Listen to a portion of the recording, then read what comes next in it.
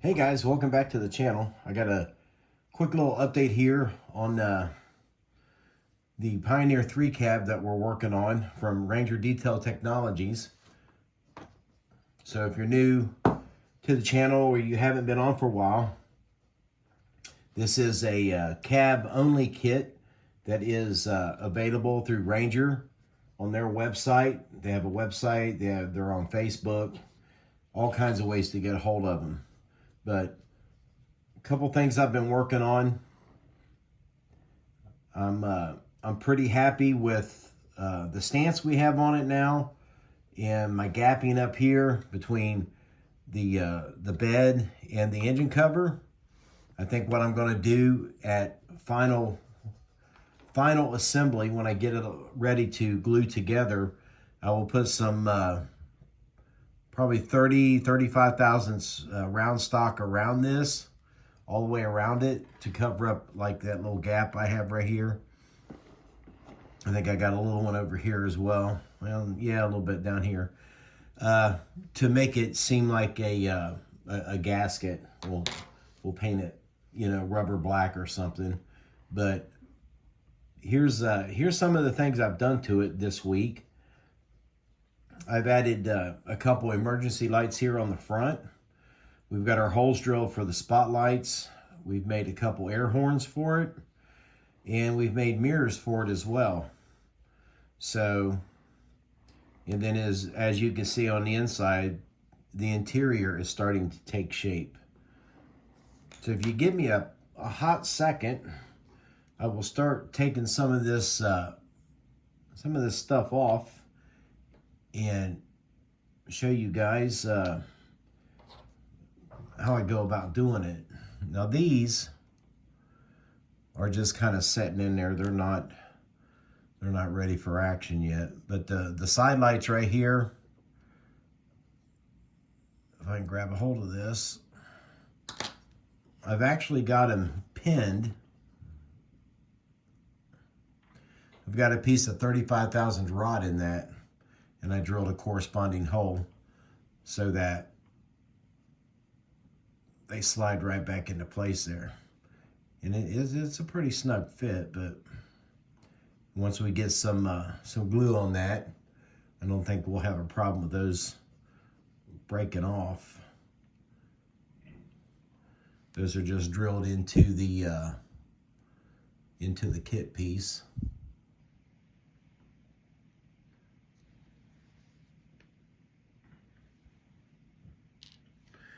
And then we did one on each side.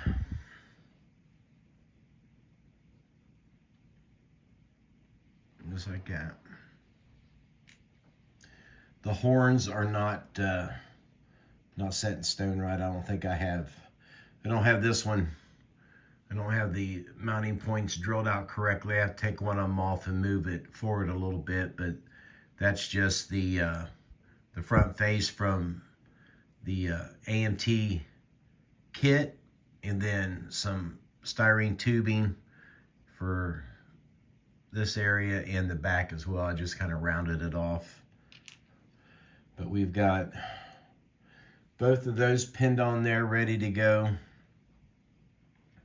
Of course, our two siren speakers up here, and then our bell that we worked on. See if I can give you guys a closer look at this. Now all this is a push pin.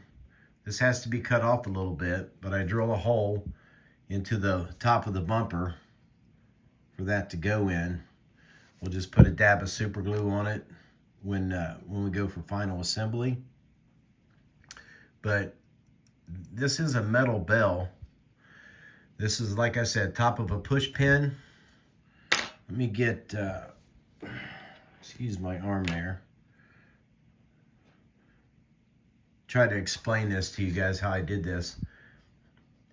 A plastic push pin that I will use some Lollipop chrome on. This bracket up in here is just a piece of a cut off paper clip that is super glued up inside that bell. It's cut and then it's forced in there because the bell is tapered, but I super glue it as well. And then the eagle comes out of the donor kit. And then I just drilled a small hole in the bottom of it and took a dressmaker's pin and cut one piece of it off. I don't think you can see this too well. Let me get up in here. And the little ball in there will be painted probably silver, and that becomes our clapper for when the bell is activated. This bell itself was made from a Christmas ornament. I bought a whole box of them. Let me see, where are they at? Or a bag, I should say. I bought a bag of them from Michael's a couple years ago. And they were in the one of the aisles for, you know, Christmas decorating stuff. But they are the correct scale. They're G scale, which is, you know, 125. But if you can, I'm going to try to compare one to a LaFrance kit bell. See, this is how they come for you to make little decorations out of them and stuff. I just simply clip all this out. That removes the top portion as well. But here is obviously an older kit bell. Here's the bell that's made out of metal. And then you have that little lip on the bottom of the metal bell. And they are perfect. They're a perfect match. Here's a side by side. Try to hold them as close as I can. But I think the metal one gives you a more, I don't know, realistic looking bell shape. And prior to this going on the model itself, it will get, like I said, I'll use my Molotov pen on the entire thing, the bell, everything, and it'll be just as chrome as it can be. It really doesn't need it, but I like to make it match the base. But again, the base is just a push pin for you guys around the world that maybe don't know what a push pin is. It's, you know, it's a fancy thumbtack is all it is. And I think you can see, I just clip it off down here. And then I take a half round file, little rat tail file a groove in that where I cut it. And then I super glue that piece of paper clip in there. You know, give it a day or two to set up and dry. And, you know, it's almost like magic. You know, bam, you got a bell. I think I have a video on my channel somewhere on how I actually make those. And what's cool about these bells, I think I got, yeah, there was 30 pieces in that. And I think I only paid $5 for it. And what's neat about the bells is they actually have them in smaller ones. They are actually the same design, same shape. But these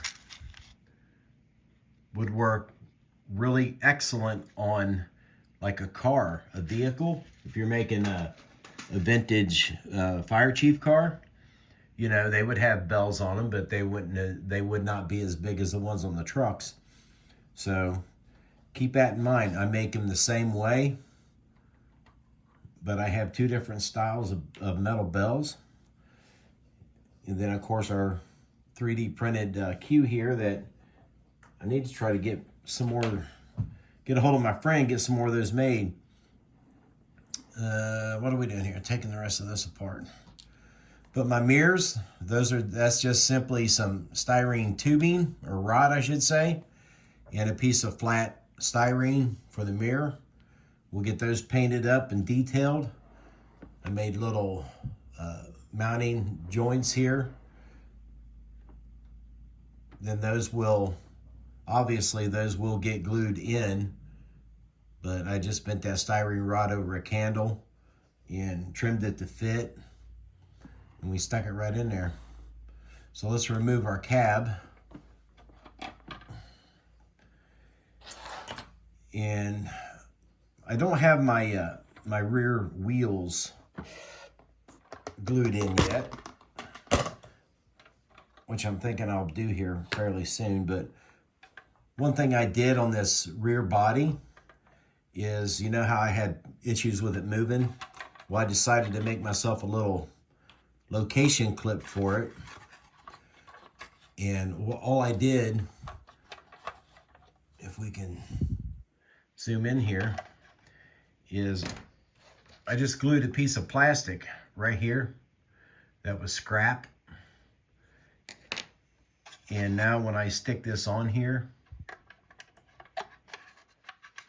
I filed off an area in the back of the frame. Let's see if I can get this on camera.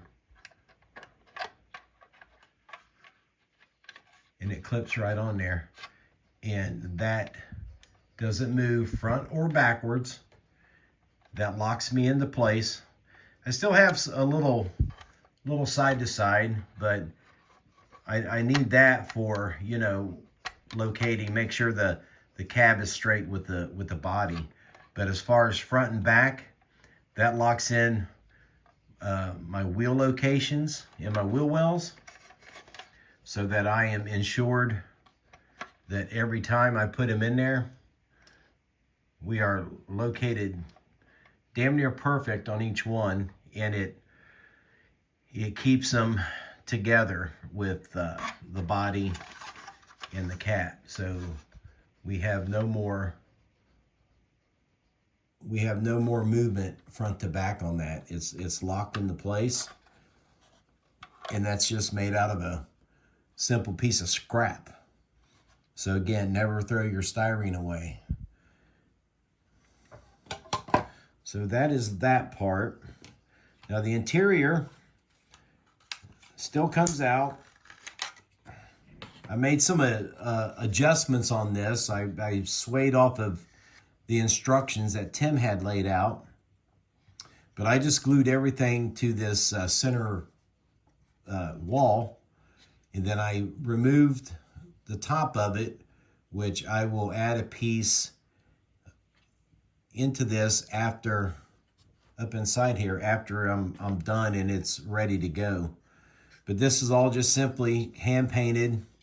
I made the passenger seat and the two jump seats. Those are just made out of some 60 and 80,000 styrene. We have a donor kit front seat, which it sits on the floor, but it is glued to the back wall. And then she still goes in there. See if I can get that on camera. And then I still have my positive lock position when I pull that back. So that is that. This is all just simply hand painted with the Tester's chrome silver. And then here's our dashboard we've been working on. We installed a radio in it.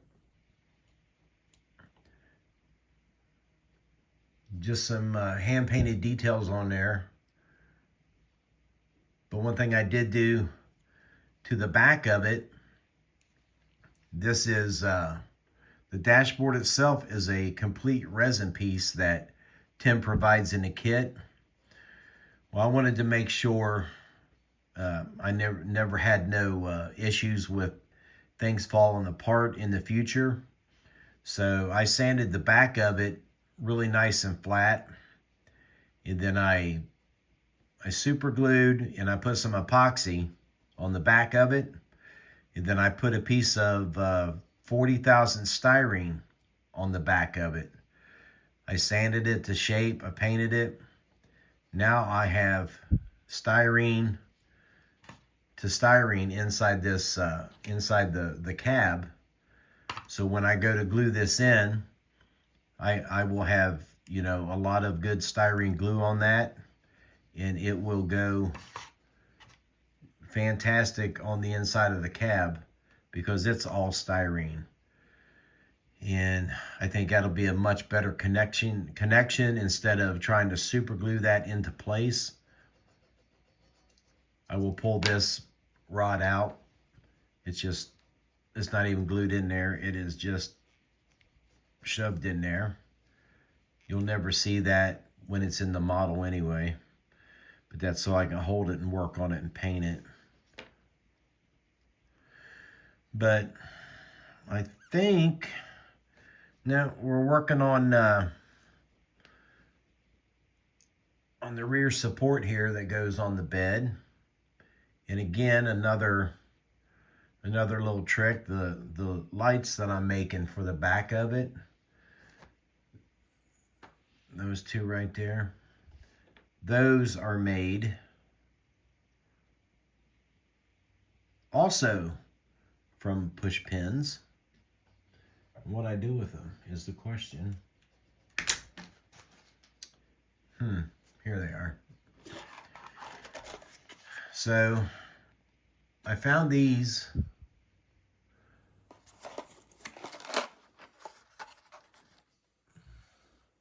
That's what they are.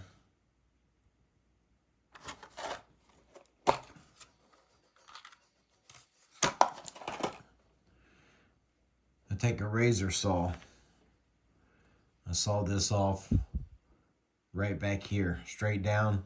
So I'm just left with the portion that you use your thumb on to push it into something. I drill a small hole up in it, and I sand both sides. Let's take a piece of small rod in there, then I put a piece of tubing over the rod to give us some support. Some Molotov chrome around the edge of it, and you have your typical, you know, double-sided flasher, or what guys call lollipop lights. Very easy to make. You know, you can color this plastic any color you want. I use the Tamiya clears on them. You can do red, yellow, blue, orange, I mean, whatever color you want. But sometimes you just have to look at things a little differently than what they're intended to be used for. You can find these on Amazon. Really cool. Paper clips can be your friend. Or I'm sorry, push pins. Push pins, thumbtacks, whatever you want to call them. See, I've got this whole thing full of push pins. These are smaller, but the tops of these are the ones that I use for my sealed beam lights. But always be vigilant on what you're looking at when you're at the store or something, or when you're just going around looking at things, shopping or whatever. But we have a couple items that came in to the workshop for a mail call that I'm going to be doing soon. I'm still waiting on a couple orders from Model Roundup and one from Auto World that I hope come here soon, but not really sure when they'll get here. But guys, with that being said, thanks for watching. Thanks for subscribing. I really appreciate it. I hope everyone has a great Christmas, a fantastic New Year, and not real sure if I'll have another video up before Christmas gets here or not. We've got a lot to do this weekend to get ready. We're having everybody, the family and everyone over Christmas afternoon, so you know what that means. House cleaning, cooking, and just making everything look nice and neat. So Everybody have a great holiday. And with that being said, I'll see you all in the next video.